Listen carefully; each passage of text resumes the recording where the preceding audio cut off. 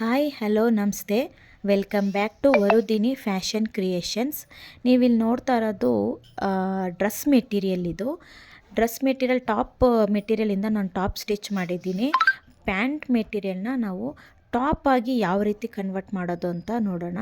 ನಾನು patch work ಕೊಟ್ಟಿದ್ದೀನಿ, ತುಂಬ ಪ್ಲೈನ್ ಇರೋದ್ರಿಂದ ಲೇಸ್ ಯೂಸ್ ಮಾಡಿ.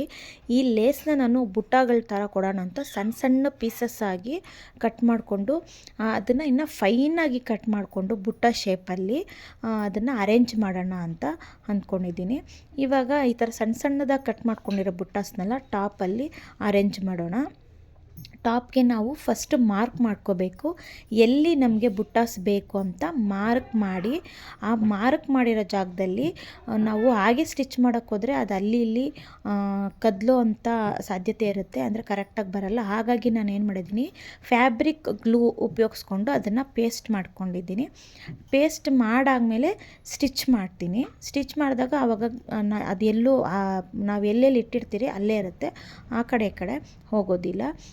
ಯಾರಾದರೂ ಪ್ಯಾಂಟ್ ಪೀಸ್ ಪ್ಲೈನ್ ಆಗಿರೋದನ್ನು ನಾವು ಯಾವ ರೀತಿ ಟಾಪಾಗಿ ಕನ್ವರ್ಟ್ ಮಾಡ್ಬೋದು ಅನ್ನೋದು ಇದರಿಂದ ನಿಮ್ಗೆ ಗೊತ್ತಾಗುತ್ತೆ. ಔಟ್ಲುಕ್ ಮಾತ್ರ ಸೂಪರಾಗಿ ಬಂದಿದೆ.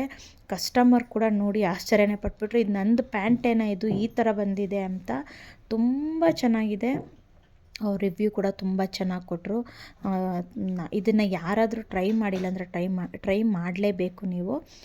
ಇದುವರೆಗೂ ನಂದು ವೀಡಿಯೋನ ಸಬ್ಸ್ಕ್ರೈಬ್ ಮಾಡಿದ್ರೆ ಯಾರಾದರೂ ನೋಡ್ತಾ ಇದ್ದರೆ ಪ್ಲೀಸ್ ಸಬ್ಸ್ಕ್ರೈಬ್ ಮಾಡ್ಕೊಳ್ಳಿ. ಈ ಥರ ಒಳ್ಳೊಳ್ಳೆ ಇರೋ ಕಂಟೆಂಟ್ ಇರೋ ವೀಡಿಯೋನ ನಿಮ್ಮ ಮುಂದೆ ತರ್ತೀನಿ ಅಂತ ಹೇಳ್ತಾ ಇದ್ದೀನಿ.